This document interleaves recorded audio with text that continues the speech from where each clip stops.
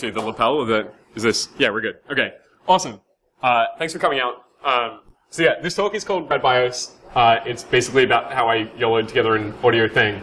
So this is like the inevitable, like, who I am slide. I do some Rust stuff. I work on security for Stripe. I'm going to see how many times I can make him do that. I've done a bunch of things in the past, but like most of it has been software engineering, just like solving different problem with software. I'm going to apologize now. I managed to get Conpox like before even getting to Vegas, and so if I wander off topic or I say things that aren't making any sense, please feel free to like interrupt me because my head feels like it's full of cotton wool. Anyway, so radBIOS. This talk is not about like groundbreaking research in like audio encoding or manipulating data. It's much more about how, like, despite knowing nothing about this, I managed to get it to work. And specifically, I managed to get it to work while like actually decomposing all of the parts in it, such that I can now like talk reasonably confidently about audio things like exfiltrating data. And so the backstory is, a couple of years ago, Dragos found these like malware samples for this thing he was calling BadBIOS. He was positively convinced it was nation-state malware. The media lost their collective shit and made things like this. But so he made a bunch of like fairly plausible sounding claims about it. But there was a lot of controversy because like he wouldn't cop up the samples, and then he did, and the samples weren't real, and they sent him hardware, and never got, anyway, it was a long story, and there was a bunch of stuff about it. But so in the middle of this whole debacle, my good pal Snare starts tweeting these. And so in case it's not clear, that is a BIOS chip on the face of someone doing something radical. And so I was drinking with Dominic and Mike at ShmooCon last year, and they planted this like horrible idea in my head to build a thing that looked and behaved a little bit like BadBIOS and call it radBIOS, and then come and talk to some jerks about it. This talk is very explicitly not about BadBIOS, and like don't ask me about it afterwards. I kind of like, I'm not a malware reverse engineer, and like I don't even want to have opinions about whether, I mean, it's one of those things that like, until there's concrete evidence, is kind of pointless to debate. So anyway, this is like this is like the bulk of Dragos' claims about like what BadBIOS actually did. So it was able to exfiltrate data via audio. Specifically, they were going after either key material or documentation. It was able to infect other hosts with audio, which was the claim that caused everyone to kind of like hiccup and do a spit take. It was completely platform agnostic, so it didn't care whether you're on a Mac or a Windows machine, or you had like Phoenix BIOS or some other manufacturer, or you had UEFI, as well as like it didn't care what platform you're running on top of. It was like file system agnostic. And finally, it ran entirely inside of UEFI, or at least as far as like launching an infector to target your host machine, which is a series of bold claims. Like each one independently is kind of a solid effort. But so these were the two things that I kind of like looked at and thought, I can probably do this. At the end of the day, if I actually found like UEFI bugs that I could infect people with audio, I would not use it to exfiltrate data. I would use it to infect people. Anyway, it's not important. So, cool, fucking rad, right? So I'm actually going to do this talk in the most bizarre order possible. I'm going to do the demo now because the demo runs during my entire talk. And then hopefully at the end, I will successfully move to an SSH key from that machine to this machine using nothing but audio. I will preface this by saying, if anyone has a dog or just really doesn't like high-pitched noises, or if anyone in this room doesn't want to have a bit of a headache by the end, like, probably mention it now. I did actually, so I gave this talk in Hamburg one time, and a guy that I work with is literally bleeding from the face by the end. I'm like almost totally convinced that it wasn't my fault, but it's kind of hard to say with actual certainty.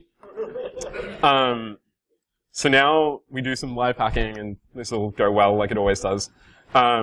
So I actually have a shell on my demo laptop, which is, I'm not planning to exfiltrate it over, did my shell die? So that'd be super neat. Sorry, 1 second. Live demos, am I right? So I have an SSH shell to it. Obviously I'm not planning on actually exfiltrating the data with it, because that would be kind of shit. Because trying to swap cables between two machines is miserable. As is trying to type like this. You got mail. I do have mail.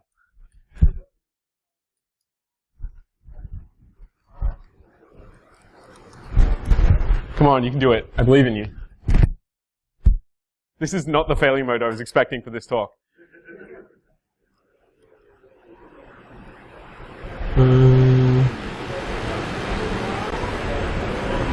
This is what I get. I decided to use my phone tethering instead of the con Wi-Fi because I figured that had a much better chance of not screwing me. Aha! Okay. So, sweet. I actually had the fonts too big for once. Okay, so what I'm going to do is, so it sits on top of this platform called Ground Station. I have this script called slurp. And so slurp, you just give it a file, and it adds it to the local database of like stuff that you want exfiltrated. So I'm going to run this on an SSH key. I seriously considered using ed25519 keys, because they're like this long, and it'd be crazy easy. But I was in a good mood, so I did it with an RSA key, which is actually like fairly sizable. And so now on this laptop, the one that I'm presenting on, I'm going to run the server, which is called Sound Station, for fun, punny reasons I'll get to in a second. So this is going to start listening on these 3 frequencies. And then on this one, whoop, if I remember how to computer. Okay, so this machine is now like broadcasting. That's new.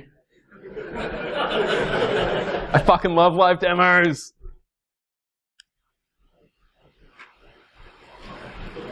Woo! Okay, so what's happening here? Neat. So 2 people independently said that they were going to fuck with my demo, and I'm starting to wonder if that's the case.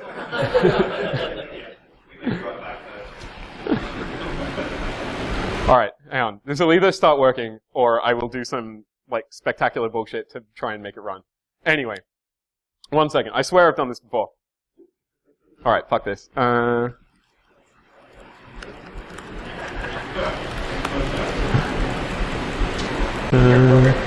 Yeah.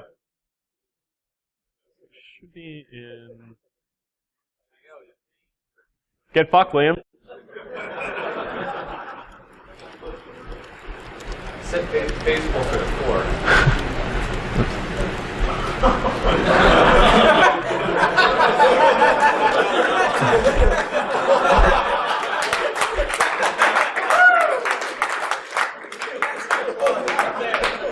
Woo! Live demos! Anyway, so, oh fuck, now I'm catching that exception. Oh, fuck's sake.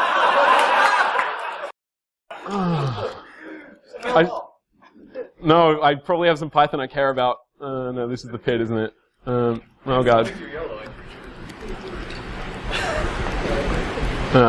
Okay, so, is my connection? Fuck's sake, really? This. I swear to God.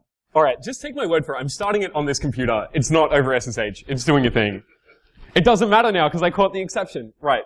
Let's get back to the talk. As I'm going to drive into, it has this like unique property of fault tolerance in that even if it falls over 1,000 times, if it works even once, it'll work. Let's just see what's going to happen. Anyway, it's not important. Demos suck. So, as you probably gathered, I built it on top of this thing I wrote a while ago called Ground Station. And so Ground Station is a distributed graph database. Everything in it is content addressable, which is kind of neat, kind of has some like awkward API constraints. But the interesting thing about it is that when I originally wrote it, my goal for the project was that if you take 2 machines near one another, they will automatically like share all of their state. And then if you take those 2 machines and take them to 2 more machines, you kind of have this like graph explosion, but what you wind up with is a bunch of like shared information amongst everyone who's ever interacted with the graph. And so it's almost entirely written in Python, has very few external dependencies, and kind of conveniently, at this late stage in the game, I deliberately built it in a really modular fashion because I wanted it to be possible to kind of extend it with like new types of data to put into it, and more specifically, like more transport protocols, like audio, it turned out later. So anyway, when I first wrote it, I literally was just screwing around with the idea I had for a decentralized network. I kind of, in spite of the fact that I get a little bit mad every time anyone says decentralized, because it's nearly always not actually the thing that they want, I thought I wanted a decentralized thing. I also explicitly wrote it because the company I worked for migrated to Jira, and it's a piece of shit. So I I replicated Jira into ground station, and then I wrote a thing so that everyone in the office, if their ground station nodes were near each other, it would like sync up the Jira database. I did all of this to avoid interacting with Jira. And honestly, I recommend the experience. So anyway, it does a couple of other kind of neat things out of the box. One of them is that I mentioned it was content addressable, and the reason for that is the object database I'm using at the very lowest level is actually Git. So one cool property of it is that if you point it at a Git repo and then bring it near someone else, it syncs Git repos, which turns out to be really cool if you have like 200 software engineers, for example. Anyway, it has a shiny web face. I used to have it in this talk. I took it out because it was sort of meaningless and a waste of time. But so ground station has kind of three core components. It has an object graph, it has protocol drivers, and it has transport drivers. I'm going to talk a little bit about the first two because it kind of doesn't make sense without them, but obviously like the main reason we're here is transport. So like under the hood, it's a graph database. And so what that means is you have nodes and edges, and the edges are basically like a property of the nodes. And everything in it is immutable. So the only operation you can do on the graph is to insert more data. And I mean, this sounds limiting, but it turns out there's a lot you can do. For example, if you want to update a node, you just like push a node in that has a reference to the one you're superseding, and you just put the new data in that. So what this winds up looking like, yeah, I'm fucking awesome at keynote art. So anyway, this is like a really, a very, very simple graph. And the only operation you can do is like put more stuff in it, right? And so as you're adding things, each node has a reference to its like logical parent, and that's how you traverse the graph. You start at the top and you just like keep walking parents until you get to a thing without parents. But this has this cool property that if you lose data, or you never got it in the first place because you were using a janky audio transmission mechanism or whatever, the parts of the graph that aren't actually orphaned by that missing node are still traversable and complete. Which means that for a lot of use cases, if you suspect that you're only going to have a fraction, you can still like reason about it meaningfully. And so, just kind of like to try and recap, so it hopefully makes a bunch of sense. So this is the source of truth, which is like the object whose name you would like refer to talk about this whole graph. And this guy is like the root, which is the most immutable thing because there's really nothing you can do about it now. So anyway, that's like an overview of a graph database. As far as protocol drivers go, they're really just this like thin layer around the Git ODB. Basically, so that they have some notion of what your underlying data is actually meant to look like. They handle doing things like presenting the data to the user, as well as like taking data from the user and like munging it into a format that ground station can understand. There are actually a bunch of these now. The happiest moment of my life was when somebody wasn't me contributed one to ground station, which I was not expecting. But so like Git is actually technically a protocol driver, I guess. But someone wrote like a message board, and so you like post on the message, and you take your laptop for a walk. When you get home, it has new posts in it, and they're all from nerds who do this, and it's not good. It's not important. But so this is the protocol driver I just interacted with, that you hopefully just saw. And this is like a really thin example. Like all it knows how to do is read an arbitrary file, shove it into the database, and then when you eventually run a transport driver, it can exfiltrate it to somewhere else. So like, we're finally getting on towards like actually talking about transport. The first transport protocol I wrote was kind of naive, although it wound up scaling far further than I expected. So the assumption was that all of the nodes are on like a homogeneous link layer network. So you can at least like reach other peers, and your broadcast traffic will like find its way to someone. And so what I did was I set every node up to just like shriek UDP broadcast traffic indiscriminately. And if any of the other nodes like heard it, that had enough addressing information that they could negotiate a connection, they connect, sync up, and do this like hilariously complex handshake that I devised for like optimal syncing of the graph database. And then eventually, like both parties now have all the data. Hooray! Like, what does this actually have to do with hopping air gaps? I couldn't find an actual bunny hop photo, but he's like so close. So first of all, I'm going to preempt Q&A every single time I've done this talk, which is why didn't I use sound modem, which is this thing in the Linux kernel, which kind of natively tries to do this, or GNU Radio, or whatever. There's another thing like anyway. So there are a bunch of projects that sort of do this.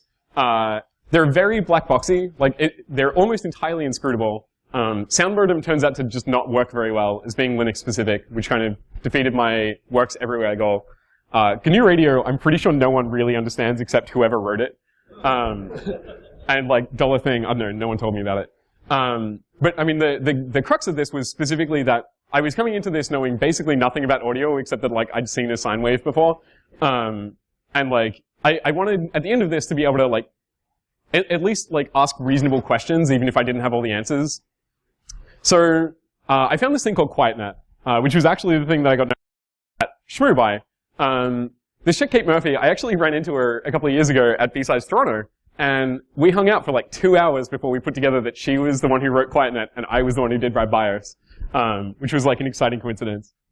But so anyway, QuietNet is basically this send-receive protocol that runs on two machines. It like sends data from one to the other, but it's like almost entirely written in very scrutable Python. The only third-party dependencies it has is PyAudio for actually like driving the sound hardware, like taking your array of samples and actually like shoving them out of the speaker, and NumPy, because it turns out that like math is fairly expensive if you do it in userland Python, and we'll be doing some math.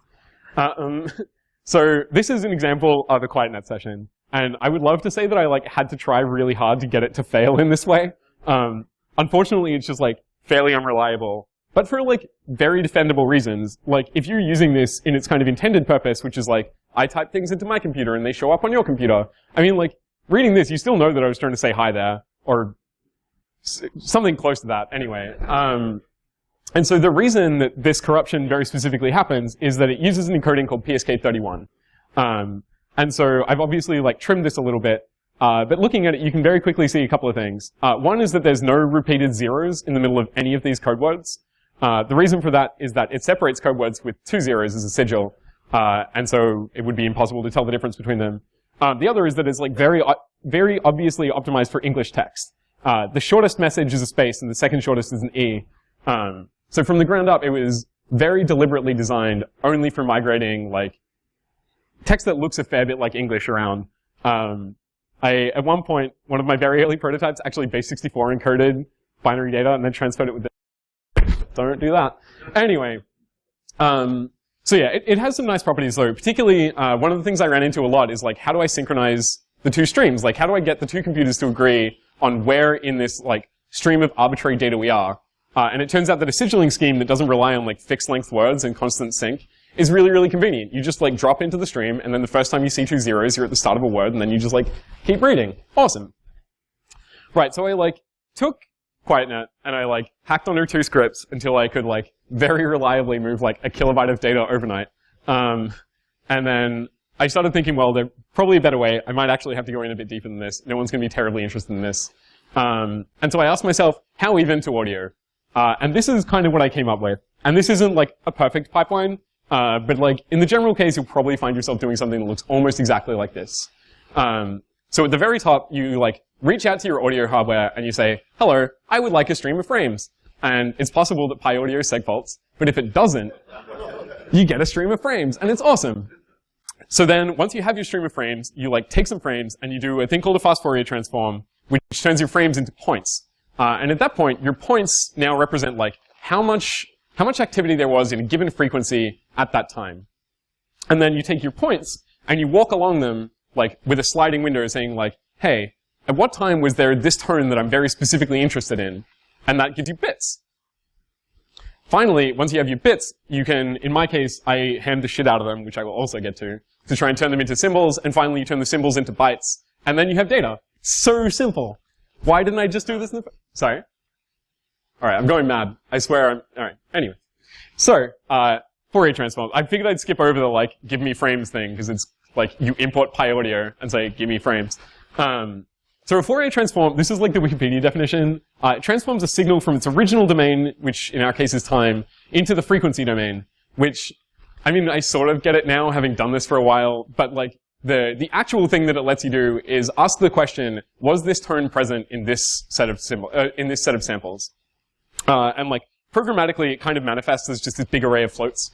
So this is the like Fourier transform GIF. Like, sort of helped me understand it a little bit, I guess. So this is transforming the wave into like an array of floats. And then it'll play again, and you... My clicker. This is literally the first time I've used it. And so if you do it again, you transform back from whatever domain you're in back into the domain of time, right? And so it's, what is it, transitive is the mathematical property for this? Anyway. It's not super important. The important thing is that you FFT the shit out of your frames, and you get a bunch of points. right? And so this is what your points look like after you extract the intensity of a given tone. And so once you have your points, you can start walking along them and saying, like, what is the average intensity over this window, right? And so, like, as you slide along them, for, like, this set, it might make sense to use, like, 3 as your threshold. This gives you a modicum of hysteresis protection, as well as just protecting you from people in the audience making hideous noises. Actually, so that was the other thing I forgot to mention, is that at least one joker was lurking with an air horn this morning. So you all might be getting air horned, as well as a headache. So anyway, you, like, slide along your window of frequencies, and you transform them into bits. And so, like, now you have an array of bits. And so, like, the naive idea would be to say, well, like, if the tone is there, it's a 1, and if it's not there, it's a 0. Like, that's sort of how binary data works. And this works okay if you know for a fact that you're in a stream, and you have some way of, like, independently synchronizing the stream with the other end. Otherwise, like, your peer having written bad Python or whatever and crashed, is just going to transform your stream into, like, megabytes of zeros, which is almost certainly not really the thing that you want. And so I fiddled with this for a while, and I wrote some really, really janky stuff that sort of worked in the lab. And then I called it a day, and then 2 days later I was like, okay, this is not okay, I should do something more professional. But so the reason I actually got node selected in the first place was a talk that Mike Osman and Dominic Spill gave at ShmooCon 14. I'm going to try and avoid digging into it too deep, because it turns out you can talk for almost exactly an hour about it comfortably. But the notion is that you have linearly isolated ham encodes. And so this is an example of a ham encode. You can flip any bit in this message and unambiguously work out which message it was actually meant to be. Which is really good, right? Like, if your data might get flipped on the wire, you can, like, take it and unpack it. You obviously, like, you pay some overhead in, like, how much data you can transfer. Like, I have to send 6 bits to transfer, like, 2, which is not great, but whatever. But so the interesting thing about their codes are nothing new. The interesting thing about their research was that they split this into 2 subcodes, right? And so if you flip, like, any 2 bits in this message, you can still unambiguously work out that it didn't belong to this set. And so the reason they built it was a defense against the packet-in-packet attack that Travis Goodspeed developed, wherein you basically just, like, send valid wireless frames in IP payloads, and the first time something bit flips, it, like, reads on until it finds a valid-looking header, and then it's like, great, header data, I love header data, and you get to inject packets into a network that you're not privileged on. And so their proposal was that we encode header data with one subcode and payload data with another subcode, such that even if it gets bit flipped, you can still tell that, like, you ought not pass this payload as a header, because that'll probably end badly. And so this is kind of like an example of what this actually looks like in practice. Like, I flip this bit at the end here, and you basically just, like, look at edit distance. Most people do this with lookup tables. Another early prototype of this. So after they gave the talk, this guy opened a pull request saying, like, hey, your C++ program that runs for, like, 3 days to generate these codes is neat and all, but Z3, which is a satisfiability solver, can do it in, like, 9 seconds. And it was, like, so fast that I just, like, took the Z3 implementation, which happily has Python bindings, and literally put it in my thing and invoked a sat solver for every single packet. Which turned out not to be optimal. You can just generate lookup tables. But so I still, like, I was on the fringe of knowing things about DSP at this point. I'd processed some signals in my time, but I still like, didn't really know what was going on. But I kind of looked at this thing and I was like, wait, let me get this straight. I can get bits wrong and they'll still be right? Amazing. It's going to be impossible with that. So I literally just started trying to belt nails in with this, like, amazing hammer. And so this is what one of my first attempts looked like. You might be able to see where I'm going with this. So you remember my PSK31 slide where it was like, you can't put interior zeros. I just stretched everything. I just made it all way longer. Because it turns out, like, the bigger something is, the easier it is to find. This actually did work. One time I did this, it moved 240 bytes in 45 minutes. Which, like, I agree, is fuck all. Don't want to do that. However, like, one of my first errors that I spoke about earlier moved a kilobyte overnight. And so, like, sweet, I nearly picked up an order of magnitude. Apples. Still useless, but, you know, I took exactly the same process, and to be fair, the method of picking these ones was incredibly scientific. I wrote a program to just run it over and over and add ones until it successfully got the same data. I call it YOLO science. So anyway, this is like what that actually looked like on the wire. This is just some like protocol analyzer app for my phone. It looks like Morse. Someone in Q&A will probably point out that I should have used Morse. Technically, they're right at this point. The data rate would have been significantly better. But so like, you know, I had all these like janky mechanisms for moving data across an air gap, but I didn't really solve the problem of like doing it reliably or interpreting the data afterwards or like doing it in a not lab condition where I'm sitting there and I can very carefully press return on both machines at exactly the same time because they're kind of hinging on this assumption that they're synced up. But at the same time, it sort of worked in the lab. So I was like, must be close now. As I mentioned earlier, Ground Station's first implementation had this like or make a bunch of UDP noise and then establish a TCP connection with the other end. Anyone who's dealt with TCP knows that it's like sort of noisy on the wire. But I was like, well, like connecting from one machine to the other and like sending some data with audio isn't crazy hard. It sort of works. Like just doing it in the other direction in like a synchronized and coherent fashion ought not to be too hard. I can just write a BSD socket interface and like TCP sockets and it'll be awesome. And like all I had to do was change all the constants from like import socket to like import audio whatever and like just call it socket thing and I don't have to change any code. A+. So that doesn't work. Audio is really hard. Duplex is crazy difficult, as I discovered. One thing yelling and me making a bunch of noise like I am at the moment is like reasonably straightforward, but two things, just trying to negotiate what they're even going to listen on when they don't know anything about each other is a nightmare. And so I kind of like, I fiddled with this for a while. I actually like, I had a bunch of reasonable stabs at it, right? Like, I really wanted this duplex thing to work. And as it turned out, I sort of wanted it to work for bad and stupid reasons.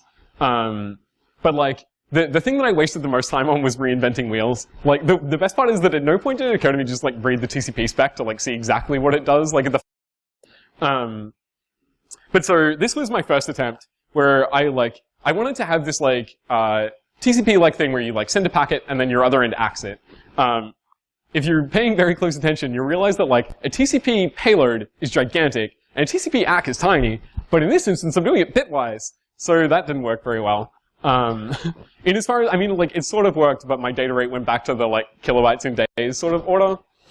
And so like this didn't get me anywhere, but then I kind of figured, well, like, what if we take the retransmit approach? Like instead of actually waiting for an explicit ACK, what if I announce myself and then wait for my, like, I make the announcement tone every like 5 seconds or so, and when my peer hears it, they just start making a bunch of noise on like some random frequency. And I just keep an eye on the spectrum, and the thing that like gets really loud after I announce is like probably the thing that I'm interested in. So awesome, I'll like start listening on that, and then the second I have their thing, I will start barking, and then we've like sort of negotiated a frequency. Maybe it'll work. It was really difficult to optimize for. I also did some pro-YOLO science.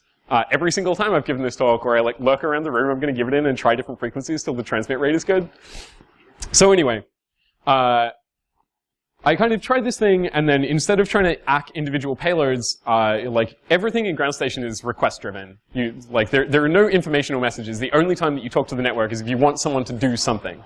So I thought, like, great, I'll just like keep sending messages until I get a valid response to them, and that way I avoid like needing explicit ACKs. I just like wait until someone like definitionally has got it because they responded to it. This also doesn't work. But so I kind of went back to the drawing board and started to think about like why I actually wanted duplex communications.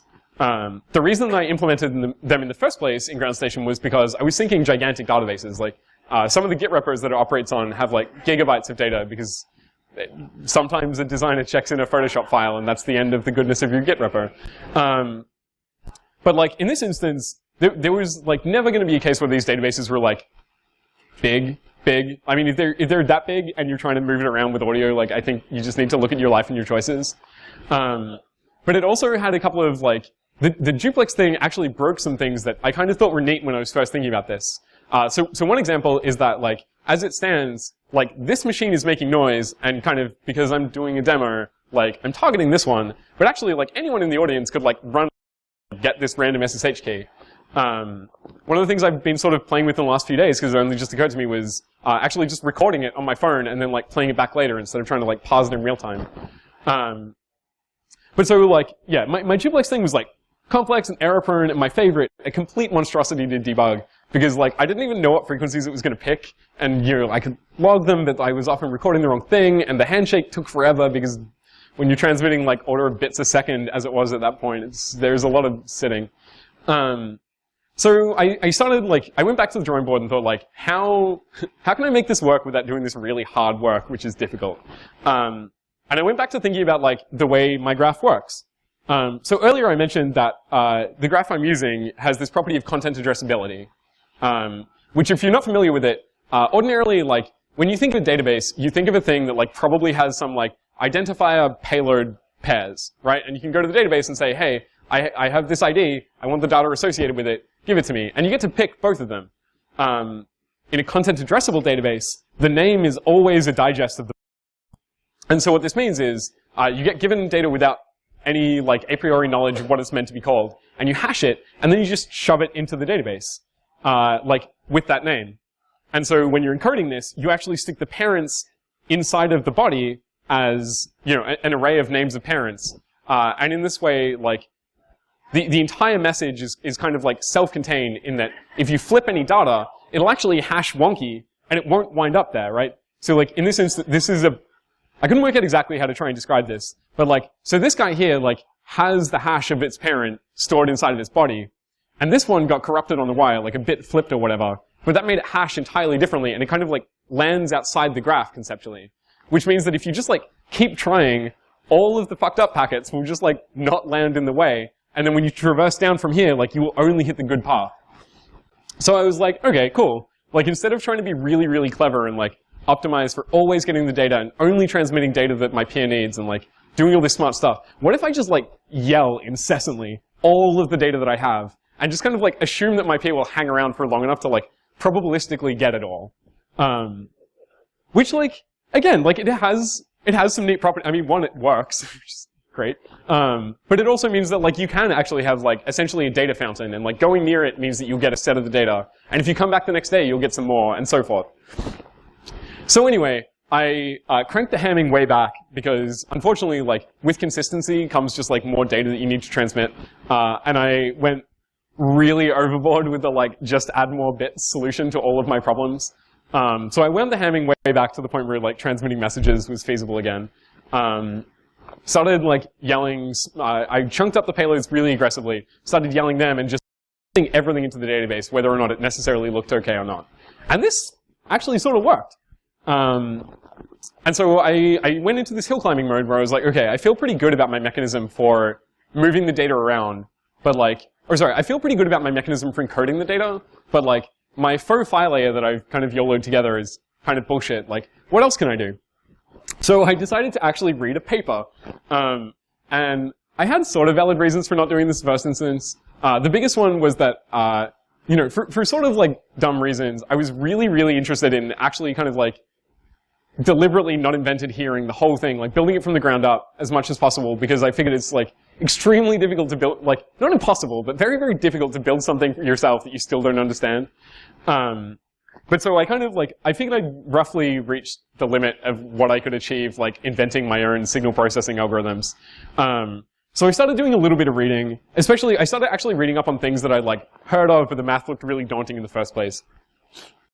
So, unambiguous encapsulation protects me from bit flips in the sense that if I have like a well-formed message and it's a bit wonky, I can like fix it. But it doesn't help me at all when I have this like long stream of bits that is like, orders of magnitude bigger than an individual message, and I'm like, great, like, where does the message start? And at various points I tried, this like wonky windowing thing where you like slide along it and then you see like, at what point do you have the most valid messages, and like that's probably the correct offset. But it had huge problems, and it meant that like, if you drop a bit in the middle, you like have to go back, you have to keep trying this. And it was like a lot of work, and I just kind of didn't care for it. Like, I kind of got the feeling that someone had done this in a way that was less janky than that. So I went back to like what I was actually doing to key the data on the air.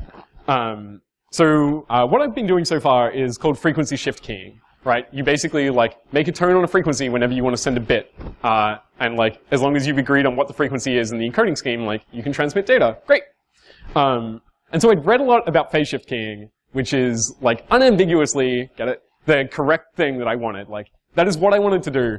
But I read a bunch of papers, and specifically I read some implementations of it, which are difficult to find in native Python, which was kind of like, I just didn't want a C++ monstrosity. But I got to the point where I fundamentally agreed with the author that it worked, but it was still like mostly unclear to me why. Like, you take the signal and then you delay it and then you multiply it by itself and the signal just like comes out. And yeah, so I kind of looked at it and I decided that it was going to be easier to build a smarter FSK than it was to actually like wrap my head around PSK. So I kind of went back to the drawing board and looked at like the way my FSK worked. And so as it stood, I like had a single bit of information, which is like, is this tone on or off? And I was encoding bits into that by saying like, with my one bit, which was kind of unpleasant for a variety of reasons. So I kind of looked at it and I'm like, well, I have this like entire spectrum to play with, and I'm using this one arbitrary frequency that worked pretty well in a conference room once. Like, I can probably do something smarter there. And so what I did was I separated out into 3 frequencies, right? So I have 19K, which is the headachiest one I've found so far, which denotes a 1. 17K, which denotes a sigil, which is basically like, this is the gap between 2 messages. And 18K, which is a 0. And so once you take your stream of data and do your FFT on it again, you wind up with something that looks like this.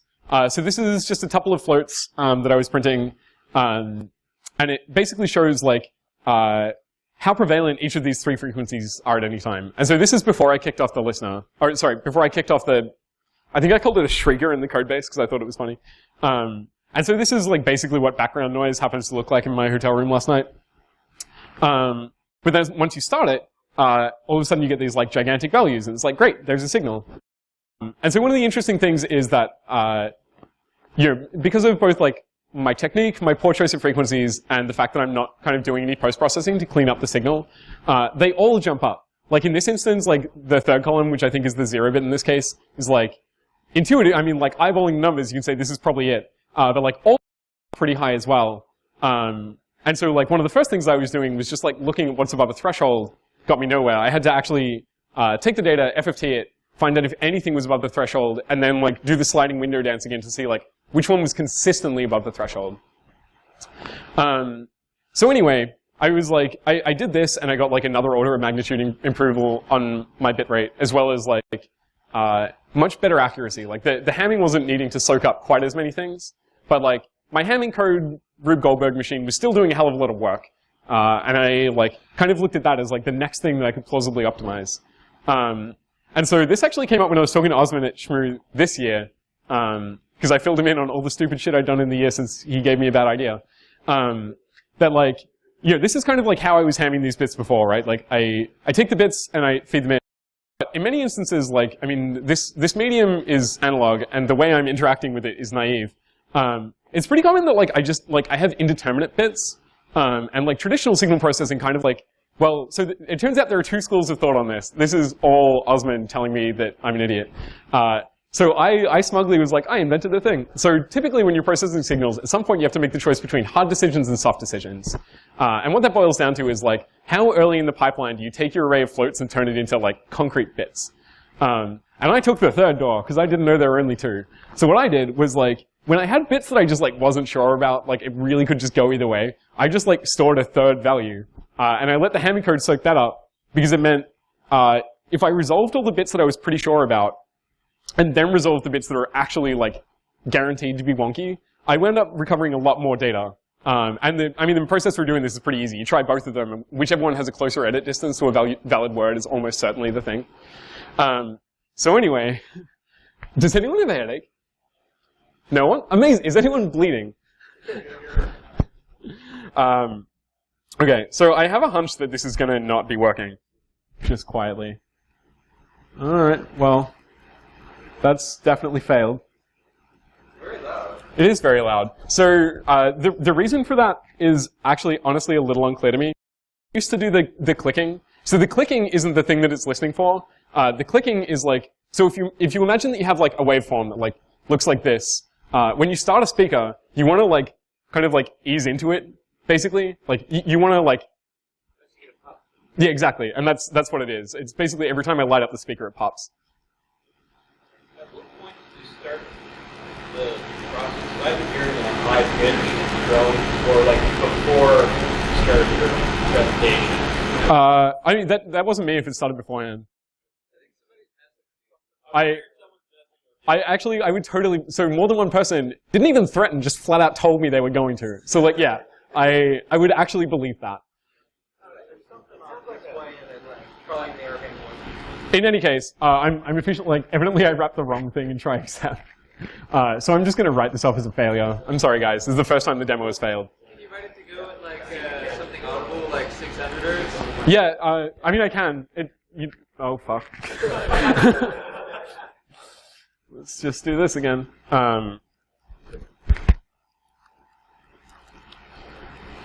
Really? Oh, need it. Crashed. Awesome. Love segfault. Anyway, so I can make this stop. I don't. This is sort of pointed at me, and my head really hurts now. I'm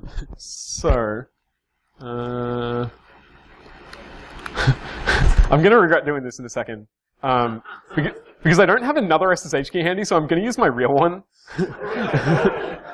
Actually, no, I'm not gonna do that.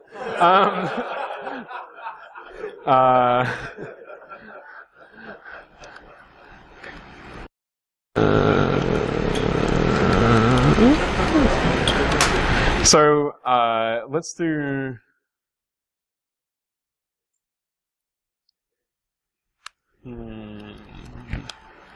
Neat. Okay, so I wrote an object into the database. So this is where.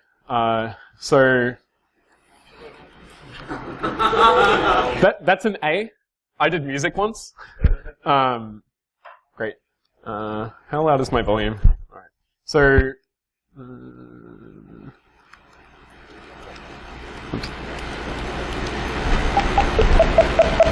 So this is what it actually winds up sounding like on the wire. Yeah, it actually is. Does anyone here watch Rick and Morty? Yeah. It is definitely human music. Anyway, so I know what to tell you. In theory, I could have pulled that apart. Sorry? Yeah. Anyway. Fuck, I should totally do that. Like, I mean, like, I did, like, learn some stuff from doing this, make some conclusions. I mean, like, the first one, which probably goes without saying, is this is a really stupid way to steal things from spies. You actually, like, maybe should use this for a research project. I kind of, like, from the ground up, all of the components that I built in this are deliberately really sort of reusable. So, like, if you're building something with this, or even, like, toying with the idea, or you just, like, you're in, like, fuck you, you're an idiot, I can do this better mode, which you probably can, shoot me an email about it. I would love to, like, chat about it and see if we could work together or something. Audio isn't as inscrutable as I kind of felt like it was when I picked this up, although, to be clear, it's still, like, pretty inscrutable. I spent so much time shotgun debugging with the signal analyzer on my phone, and the best part, it doesn't have a zoom thing, so I had to, like, take screenshots and then, like, yeah, it's not great. So, fun fact, do you guys want to see board lines? No, it's not, board line is broken on my computer and it makes me angry. But like the hill climbing approach to this actually turned out to be much more reasonable than I was expecting it to be. So when I picked up this project, like, especially the first few weeks were just like misery and sadness because like nothing worked ever. All computers were bad. And so I kind of like, I got the sense that this was going to be a very binary thing, right? Like it either like works flawlessly or it doesn't work at all. But like once I got over that hop of like actually getting data off the wire, you know, doing something with it and it having at least like something to do with the original data, even if it's not bit for bit identical. Once I got to that point, like the optimizing for local maxima in like some specific field and then like picking the next thing that seems like a bottleneck, actually worked a lot better than I was expecting it to. And if you do this, you will so get used to coding with a headache. One time I flew from Melbourne to New York and worked on this on the plane. So I have sound cancelling headphones. Yeah, it was miserable. It also turns out that a plane is an acoustically shitty environment for this kind of thing. And then I have to do the inevitable like greets thing. Ultimately, I would probably never have done this research if if Snare didn't tweet a bunch of stuff about radBIOS. Michael Osman for being really, really gentle with my feelings when he told me that everything I'd done ever had been invented years ago. Mike and Dominic for doing exactly the same thing, but they weren't gentle with my feelings. Kate Murphy, QuietNet, which I borrowed a lot of both code and ideas from. And finally, so I went to CanSec this year, and I met Dragos, and I was half expecting him to glass me, and he didn't do that for taking the piss out of him for an entire year. So that was pretty neat. And yeah, this is Ground Station is up. So I did a bunch of work on this in the last couple of weeks, and I didn't want to release it before the talk. It's not Sweet O Day, but I was like, yeah, whatever, I'll publish it after the thing. So I'll push that today. QuietNet is up there, and you can play with it, as well as sound mode and GNU Radio if you want inscrutable things, or you're smarter than I am and you can work GNU Radio. Cool. I guess I have some time for questions. Does anyone have any? So have you thought about doing amplitude shifting?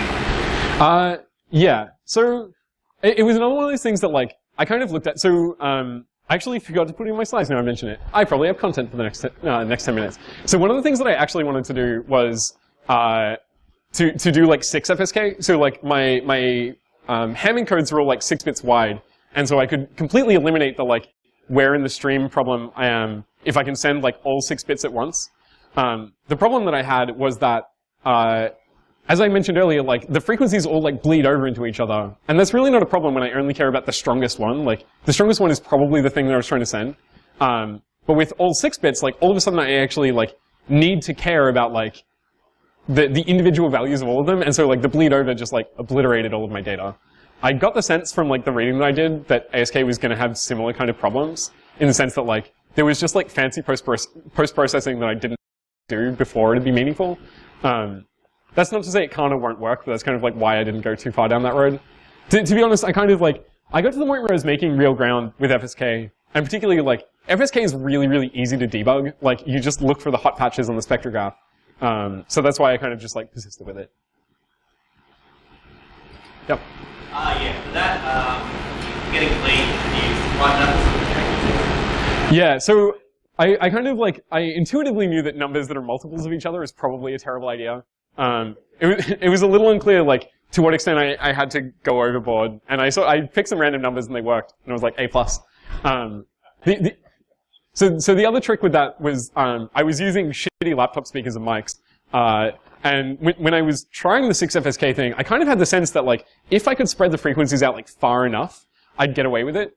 The problem being that there is actually not very much usable spectrum between the audible band and the point at which these speakers are just not capable of materially producing noise anymore.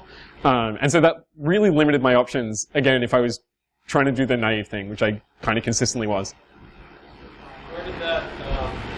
Where was that band? So I think, from memory, the human audible band kind of ends at order 14K or something. There are a bunch of audio people in the room who probably want to correct me. Yeah. Sorry, 15 to 20. Yeah. And so these machines, I mean, to be clear, it's a little unclear if the problem is the speaker or the mic, but anything above 20K was just a complete write-off. It's basically impossible to recover data. Sorry. How crappy a speakers can try it? So I didn't go too crazy with that. I tried it on a bunch of laptops, basically any laptop that someone would let me execute arbitrary code on. I had a stab at it. Results were pretty similar. I mean, I was a little bit surprised. I'm not an audiophile per se, but I really like music, and so I have a reasonably nice set of on my desk. And so I tried this with them because I was maybe that'll be good. But I mean, it turns out that studio monitors are kind of really aggressively optimized for the audible spectrum, because giving people headaches really delicately is not super important to their business model, I guess. I guess at the end of the day, the takeaway I had on what speakers I'm using is that everything I'm doing is sort of naive and sledgehammery enough that it didn't really matter. I fiddled with for a little while because I was curious to know if I could actually fingerprint a machine based on its audio signature, because I thought that'd be kind of cool. I got as far as yep, that's a computer. Wasn't as signalful as I was kind of hoping. Talk about stacking data in Yeah, so I mean, that's cropped up a bunch of times. A lot of people have told me that I need to jam this into dubstep because no one will ever know. To some extent, it's kind of like, I mean, it depends exactly what your plan is as far as stagging it. The way I've implemented this, it's like fairly tolerant to background noise. I mean, excepting this one Bloodbath demo, it has very reliably worked in a lot of rooms, like while I'm talking and answering questions and whatever in the past. I think, particularly the way that I'm doing it, like you would almost certainly need to do something kind of fancier like PSK, where you treat the music as being like a carrier wave, and then you modulate that with the data. I mean, like doing what I'm doing by just like lowering the frequency so it like happens to be in the music, I don't think it'd work. I mean, basically all of these things are like, it is definitely possible. Like whether or not it's within my reach or it's something that I could make work in the next couple of weeks reliably is like probably not. Here's an experiment. Sorry.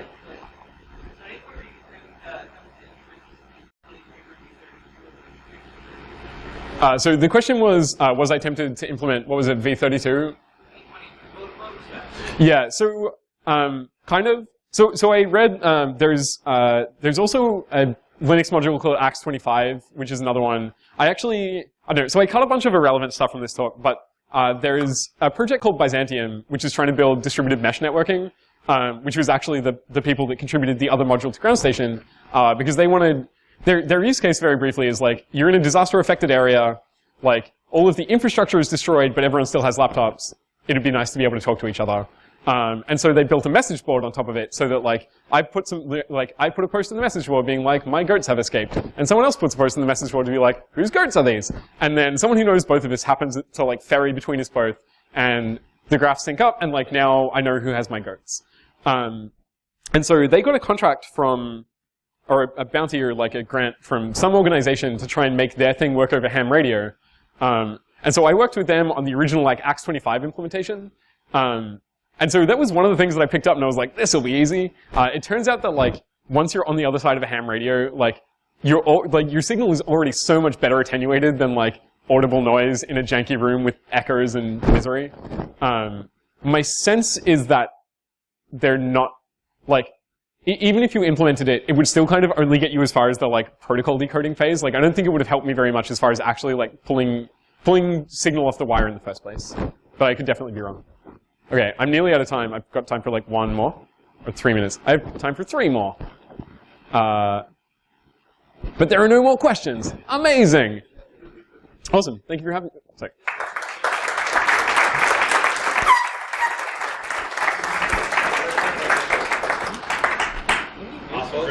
Awesome.